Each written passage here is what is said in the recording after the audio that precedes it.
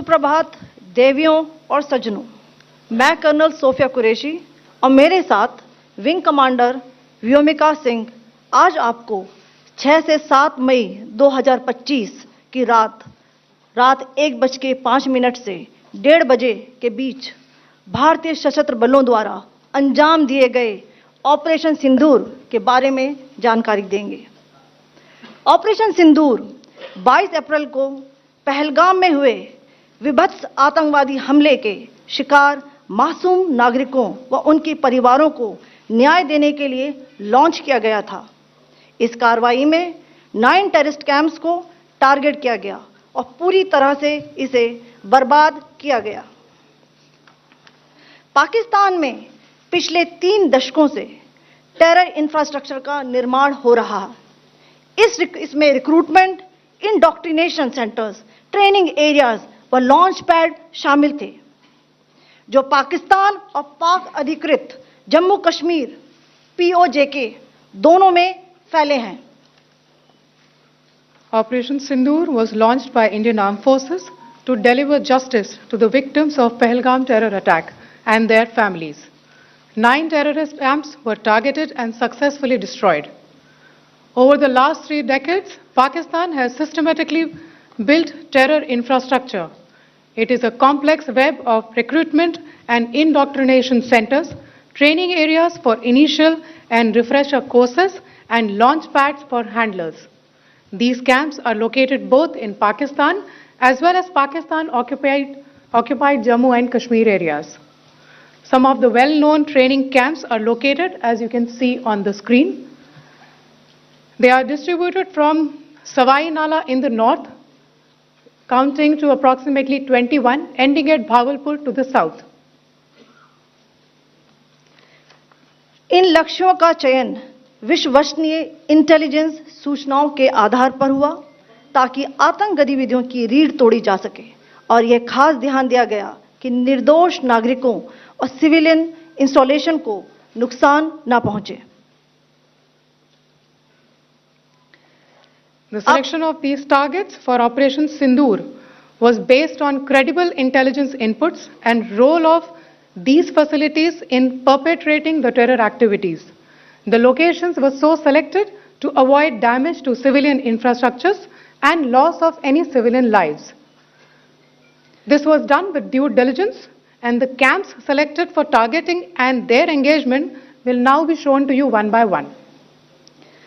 POJK के target मैं आपको बताना चाहूंगी। सबसे पहले सवाई नाला कैंप मुजफ्फराबाद, जो कि POJK के लाइन ऑफ कंट्रोल से 30 किलोमीटर दूर है। यह एक लश्कर तौयबा का ट्रेनिंग सेंटर था। 20 अक्टूबर 2024 सोनमर्ग, 24 अक्टूबर 24 गुलमर्ग, 22 अप्रैल 2025 पहलगाम, इन हमलों के आतंकियों ने यहीं से प्रशिक्षण लिया था।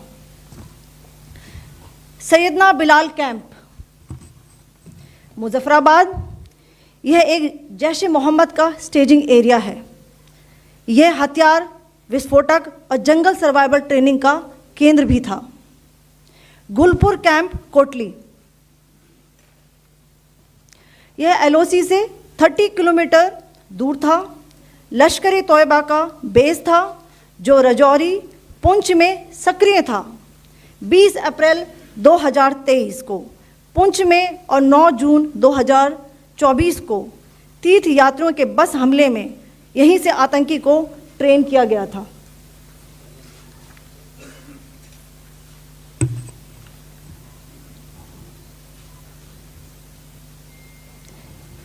बरनाला कैंप बिम्बर, ये LOC से 9 किलोमीटर दूर है। यहाँ पर हथियार, हैंडलिंग, IED व जंगल सर्वाइवल का प्रशिक्षण केंद्र था। अब्बास कैंप कोटली,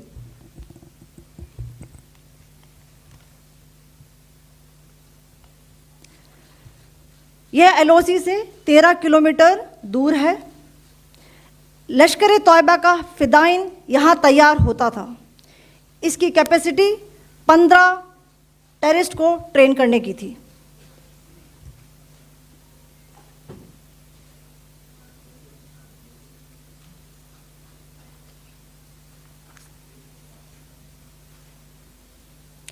अब मैं पाकिस्तान के अंदर के टारगेट से अवगत कराना चाहूँगी। पहला, सर्जिकल कैंप सियालकोट। यह अंतर्राष्ट्रीय सीमा से 6 किलोमीटर की दूरी पर है, सांबा कठुआ के सामने।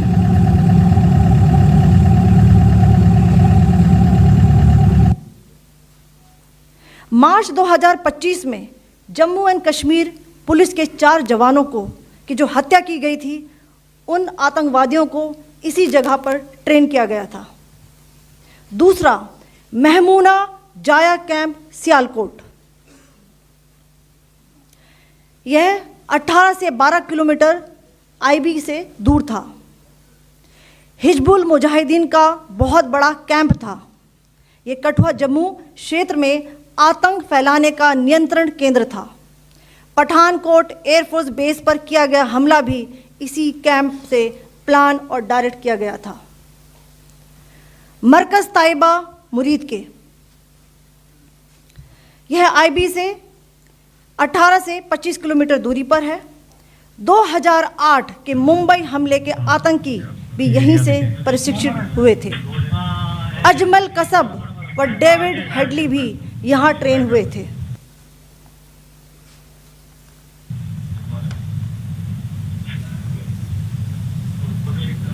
आगे दूसरा आया।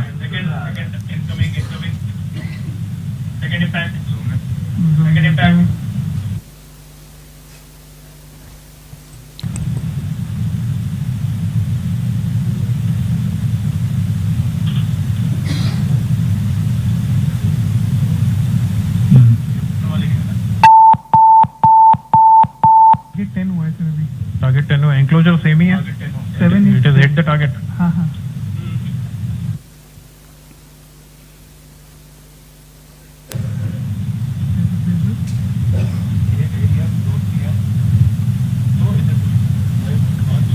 आ गया सर, इम्पैक्ट।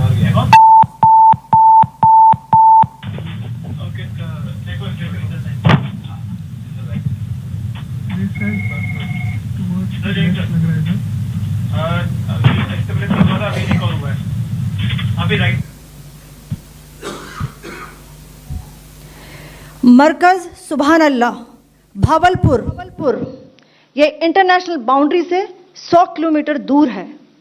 जैश ए मोहम्मद का मुख्यालय था। यहाँ पर रिक्रूटमेंट, ट्रेनिंग व इंडॉक्ट्रिनेशन का केंद्र भी था। शीर्ष आतंकी अक्सर यहाँ आते थे। मैं आप सबको बताना चाहती हूँ कि किसी भी सैन्य ठिकाने का निशाना नहीं बनाया गया और अभी तक किसी तरह की नागरिक क्षति की रिपोर्ट नहीं है। धन्यवाद। जय Hind. The strike on the terror camps were undertaken through precision capability, as shown to you. A niche technology weapons with careful selection of warheads was ensured so that there will be no collateral damage. The point of impact in each of the target was a specific building or a group of buildings. All the targets were neutralized with clinical efficiency, and the results reiterate the professionalism of the Indian Armed Forces in the planning and execution of their operations. No military establishments were targeted. India has demonstrated considerable restraint in its response. However, it must be said that the Indian Armed Forces are fully prepared to respond to Pakistani misadventures, if any, that will escalate this situation. Jai Hind, and thank you very much.